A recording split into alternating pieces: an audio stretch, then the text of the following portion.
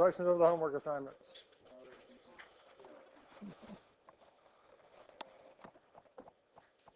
All right. So the first thing we're looking at is rational exponents. Let a to the 1 over n be an nth root of a. Let m be a positive integer. One of our first properties we're looking at today is that a to the m over n. Properties of exponents say that if we have powers of powers, we multiply them together. We can also split them apart.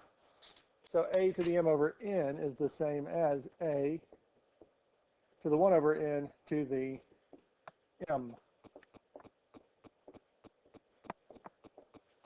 which is the same as saying the nth root of a to the m. As we had before, the nth root of a is equal to a to the 1 over n. We can switch between these two. Now, the reason this is nice or helpful is because if we get it in this form, we can simplify this nth root of a and then put it through that power. Bless you. Now, it's also similar for our a to the negative m over n. Because for us to make that exponent positive, we have to move it from the top of the fraction to the bottom. And then we're going to do the exact same thing.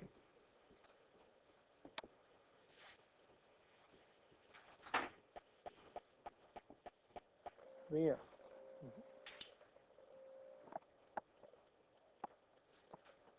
And we're going to use this to simplify these expressions here.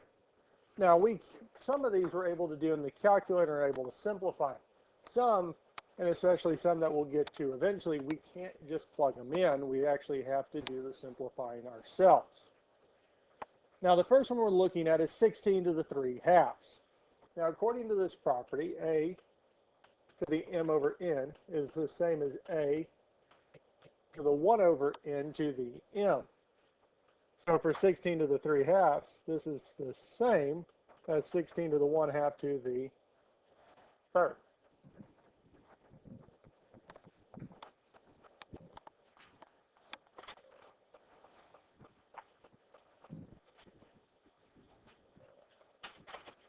Now from here we can rewrite this as a radical because this is the same as the nth root of a to the m. Now our n in this case is 2. We can write the 2 in that v, that index. But putting there or not putting there is the same thing because it's just the square root. So what this is telling us is that we're taking the square root of 16.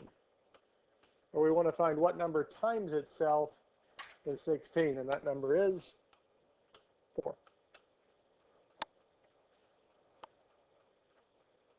So it gave us a way to figure out what the square root of 16 is, 4. Now we're multiplying it by itself 3 times. Well, 4 times 4 is 16. We have to do 16 times 4 is indeed 64. So what that's telling us is that 16 to the 3 halves is 64. It gives us a way to find this. Questions on this so far? Our next one is 32 to the negative 3/5. Well, first thing we need to do is get that exponent positive. So we can move it from the top of the fraction to the bottom.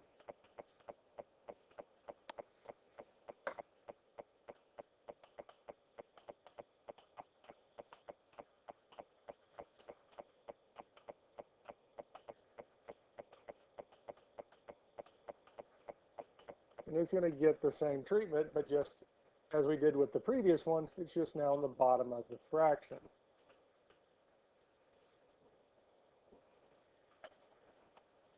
So our 1 over 32 to the 3/5, this is the same as 32 to the 1/5 to the third power. Or really what we're saying is that we're taking the 5th root of 32 to the third. Now 32, we're trying to find out what number times itself 5 times is 32. Now again, if we're not using a calculator, we're trying to simplify radicals, The easiest way to do this is with a factor tree. So we're trying to find our factors, our prime factors that multiply together to give us 32. And we can always start with the smallest prime number besides 1, which is 2. And 2 is indeed a factor of 32. It would be 2 times 16. 16. 2 is a factor of 16. Is 2 and 8. 8 is 2 and 4. And 4 is 2 and 2. Now, all of those are prime numbers, and 2 is being multiplied by itself. 1, 2, 3, 4, 5 times. So the fifth root of 32, what times itself 5 times is 32? Well, that would be 2.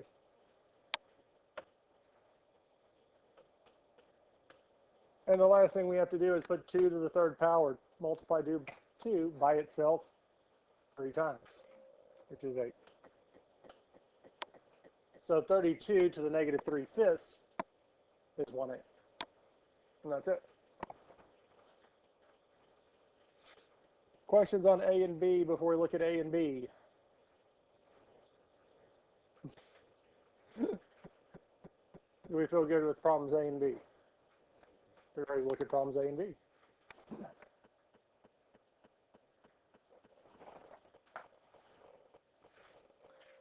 64 to the 4/3. Well, this would be the same as 64 to the what? 1/3 to the 4th.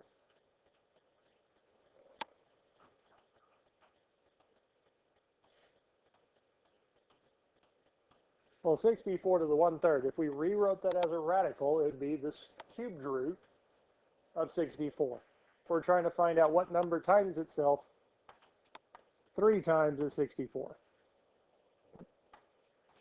which is 4. Now we need to multiply 4 by itself how many times? 4. Well, what is 4 to the 3rd?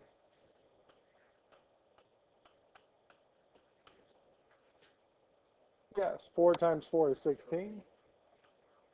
6 carry the 1. 4 times 6 is 24, plus 1 is, telling us 4 to the 4th is 256. So 64 to the 4/3 would be 256. Questions on this here?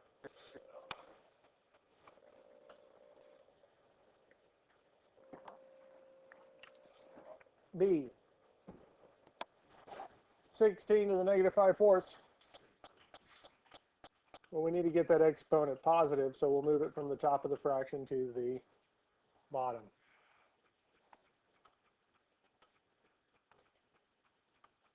Now we're going to split that fraction up. Our 1/4 and 5. 1/4 is telling us what the radical is going to be. 5 is telling us what power we're putting it to. So the 1/4 is telling us we're taking the 4th root of 16. We need to find out what number times itself 4 times is 16. And it would indeed be 2. Because if we do the factor tree for 16, well, 16 is 2 times 8. 8 is 2 times 4. Our 4 is 2 times 2. Telling us that 16 is indeed 2 to the 4th. And our 4th root of 2 to the 4th is 2.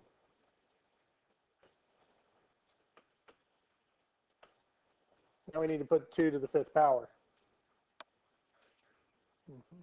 Well, 2 to the 4th was 16, so if we multiply it one more time, we will get 32.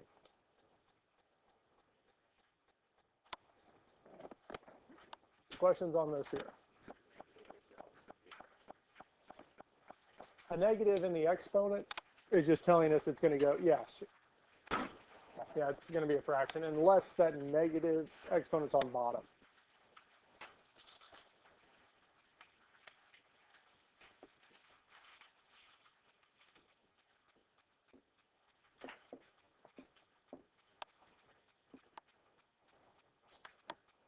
what we're looking at, solving equations using nth roots. So this is our square root method. We've done the square root method before. May I have your attention, please? Any senior who is planning on going on the senior trip needs to stop by a senior sponsor and let them know as soon as possible so they can get the tickets ordered. Thank you.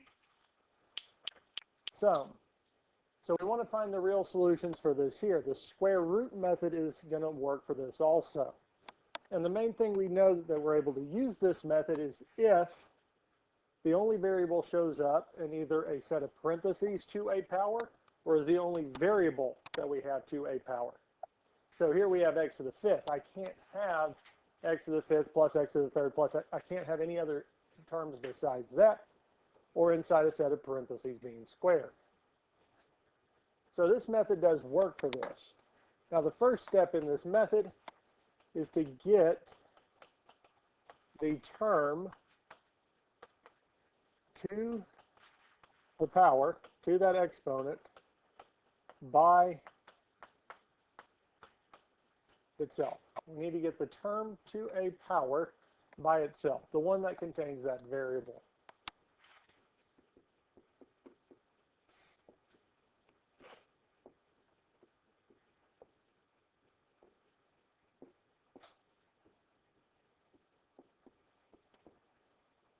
And in this case, our term to a power is what? X to the fifth. Well, we have 4x to the fifth equals 128. But the main term to a power is our x to the fifth, that variable to a power. Now, if it was a number, like 2 to the fifth, well, we just figure out what 2 to the fifth is. But we need to get that term by itself. Now, what is with our x to the fifth?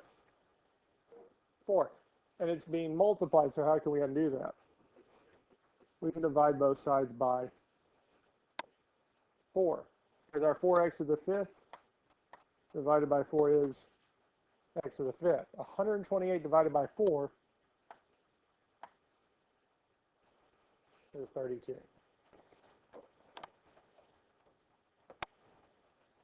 Is our term to a power by itself? Yes. So we can move on to step 2. We want to take the nth root of both sides. We want to take the nth root of both sides.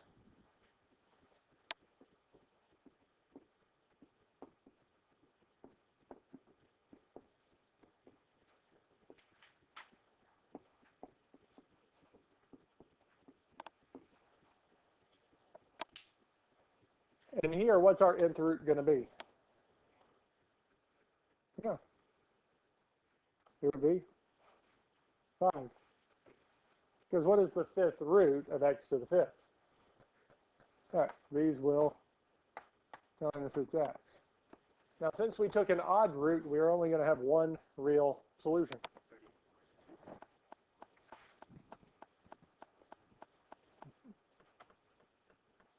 And it'd be 2.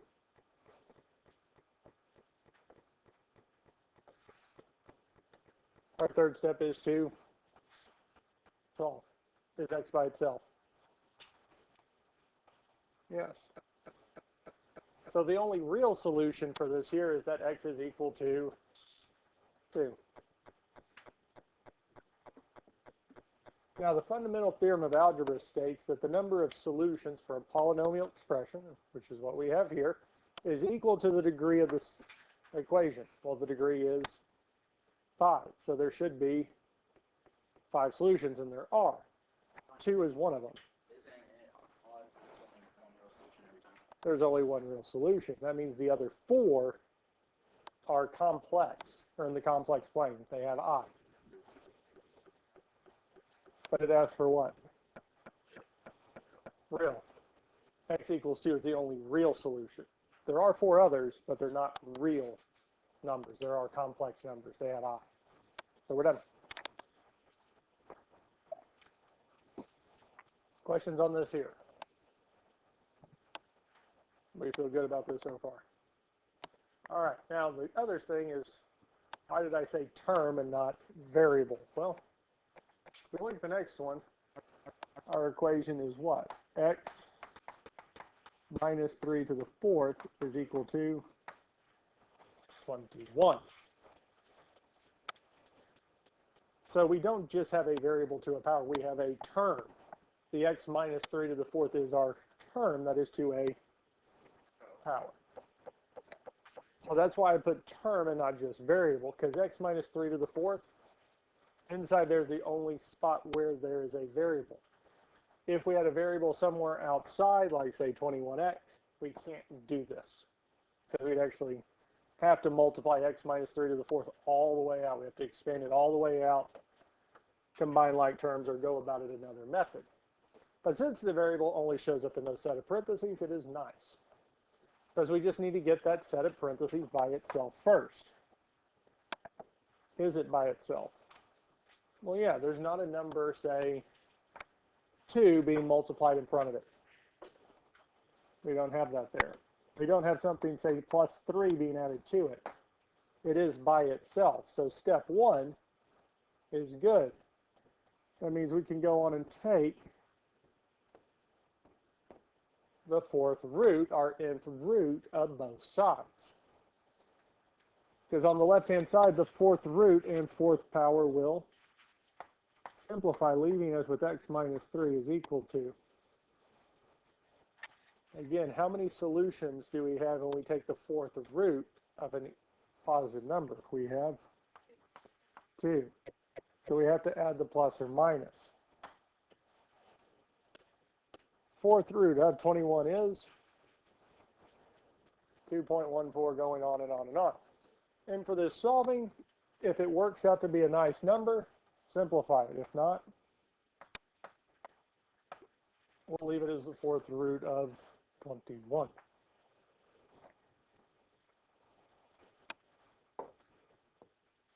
So that takes us through steps 1 and 2. Our final step is to solve. Is x by itself?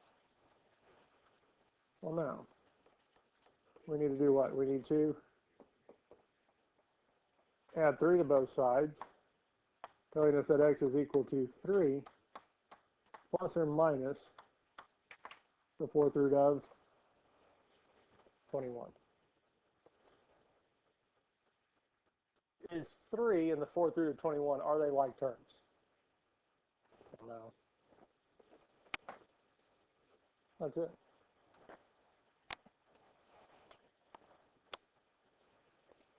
Questions on this here?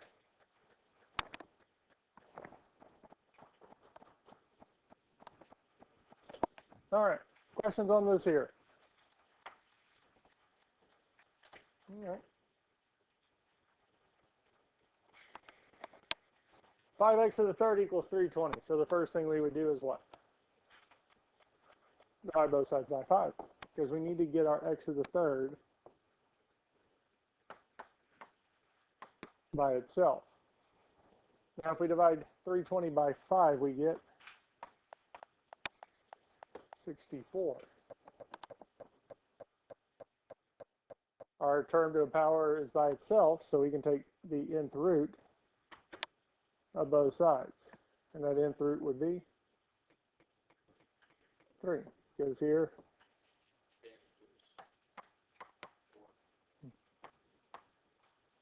And again, since it's an odd root, we only have one real solution, and that real solution is 4. We don't have to put the plus or minus. You're ready for the next one.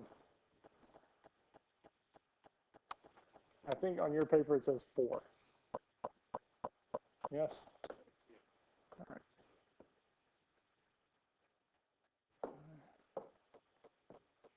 There we go.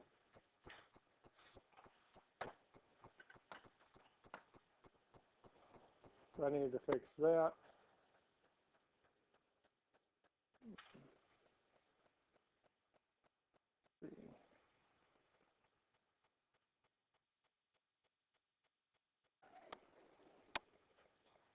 Let's add, what would that be? 8. 8 plus this here. I want to change it a little bit. I will also write out what you would have gotten if we'd have done it the other way. Because, I mean, if we solved it how it was, you would have gotten that -4 plus or minus the 4th root of 24 is your answer. Okay. Now with this here, our term to a power is not by itself. What do we need to do first? We need to minus 8. Now that will give us the x plus 4 to the 4th is equal to 16. Now is it by itself? Yeah. So that means we can take the almost the 4th root, because our 4th root and 4th power would simplify, leaving us with x plus 4. Now, since we took a 4th root, we have two solutions, so we add the plus or minus. So what is the 4th root of 16? 2. That's part of the reason I did that, was I wanted to get one that we see, especially with that plus or minus, that simplifies nicely. Because at this point here, we can solve for x and subtract 4 from both sides, telling us that x is equal to -4 plus or minus 2. Yes? Now, before we can say we're done, can we do -4 plus 2? Yeah. Can we do -4 minus 2? Yeah. If we can combine at this point, we need to. Because -4 plus 2 is -2. -4 minus 2 is -6. Because we're able to simplify, we need to simplify. Like on the last one, with that 4th root, that root that did not simplify, we're left with that radical. We can't just add or subtract it with the number. The only way we could is if we turn that radical or approximated it as a decimal, had got its decimal approximation, then we could estimate it. Otherwise, we just leave it as is.